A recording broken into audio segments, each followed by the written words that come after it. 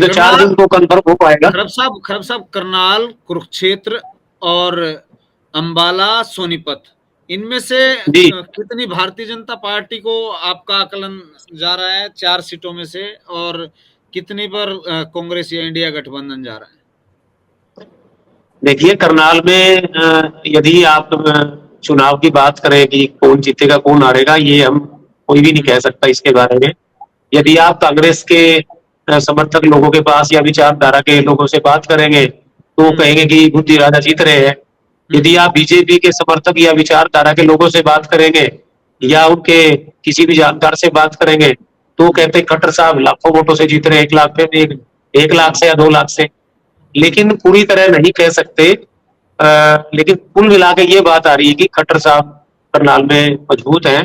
शायद उन्हें पानीपत शहर और करनाल में अच्छी लीड मिल जाए।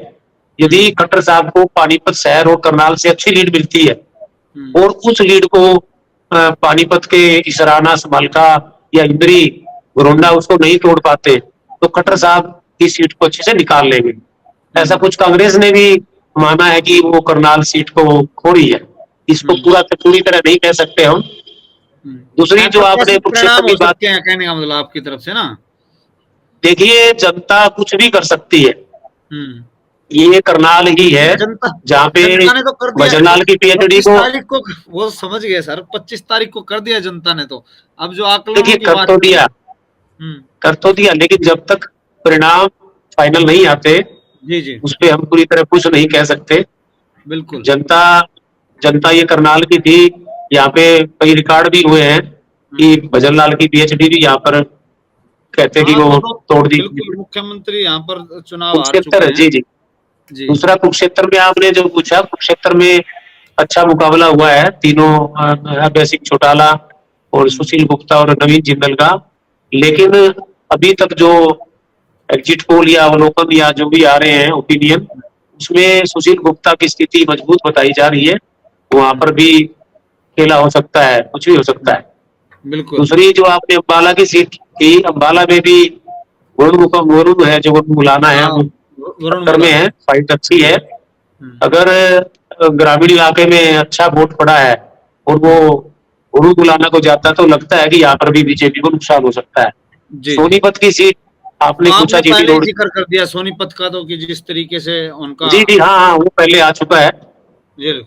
सोनीपत का तो लगभग ही लग रहा है।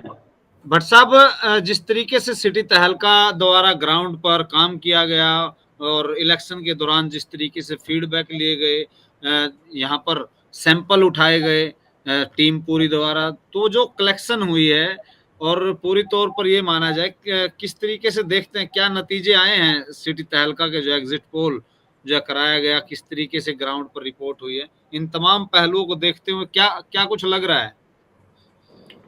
देखिए, जो सर्वे हमारे साथियों द्वारा किया गया उसमें तो मुकाबला बराबरी का ही दिख रहा है। बाकी तो आंकड़ों का खुलासा भी आप करेंगे, सस्पेंस भी रहना चाहिए थोड़ा सा। हमारे जो अतिथि आए हुए हैं उनको भी सुने पब्लिक थोड़ा सा क्या विचार है उनके। बिल्कुल। लेकिन एक बात और मैं कहना चाहूंगा कि जिस तरीके से भाजपा के अंदर एकदम से भीतरी कलह का मामला उजागर हुआ, ये कहीं ना कहीं संकेत है कि भाजपा का जो इंटरनल प्रोसेस है या सर्वे है उसमें भी वो कहीं ना कहीं लूज दिख रहे हैं। ये तब होता है अमूमन जब कोई हारने वाला कैंडिडेट अपनी भूमिका बनानी शुरू कर देता है।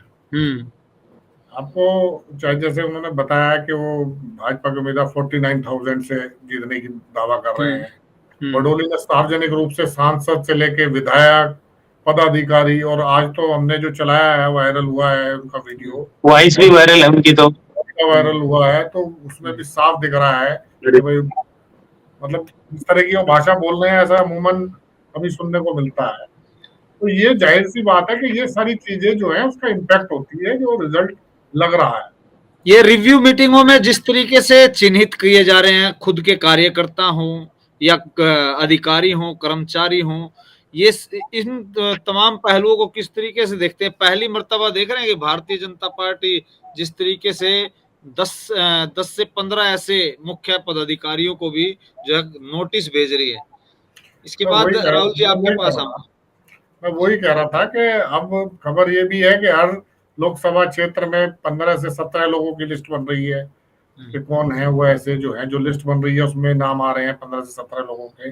जिलाध्यक्ष भी कुछ निशाने पे हैं। और सबसे बड़ी बात, ये पहली बार देखा गया है कि सत्ताधारी दल का कोई नेता ये कह रहा हो कि कर्मचारियों ने हमारे खिलाफ काम करा है, अधिकारियों में काली भेड़े हैं। 9.5 साल मुख्यमंत्री रहे वो जाहिर सी बात है वही अधिकारी थे, वो अचानक से काली भेड़ हो गए, ये समझ से बाहर सारी चीजें हैं। तो ये कहीं ना कहीं ये संकेत दे रहा है कि भाजपा को अंदरूनी रूप से ये जानकारी है कि कहीं ना कहीं उन्हें इस चुनाव में डैमेज हो रहा है। और दूसरी बात एक और नहीं भूलनी चाहिए, इसके तुरंत बाद विधानसभा चुनाव है। इसके नुकसान की भरपाई कर पाने के लिए अगर वो विधानसभा चुनाव में भाजपा जाती है तो इतना समय नहीं है कि वो इतनी जल्दी से पब्लिक का मूड बदल दे, क्योंकि ये चुनाव तो फिर भी मोदी के नाम पे या मोदी के लिए वोट पड़ा है। उस चुनाव में पूरी तरह से स्थानीय मुद्दे हावी हैं। खट्टर पूर्व मुख्यमंत्री खट्टर का जो विरोध हुआ है वो उसमें और ज्यादा झलकेगा। स्थानीय मुद्दे और बाकी के मुद्दे बहुत प्रबल तरीके से उठेंगे। कर्मचारी जो नाराज है उनकी भी जो नाराजगी है वो एकदम से दूर नहीं हो सकती, वो भी चीजें बनी रहेंगी। इन सारी चीजों को भी देखना पड़ेगा कि आने वाले समय में भाजपा के लिए कितनी मुश्किल होती है। दूसरी बात ये है कि खाली नाराजगी का मामला नहीं है ये। आप देखेंगे कि अगर रिजल्ट सापेक्ष नहीं आते हैं बीजेपी के तो एक भूचाल सा इस रिजल्ट के बाद आएगा।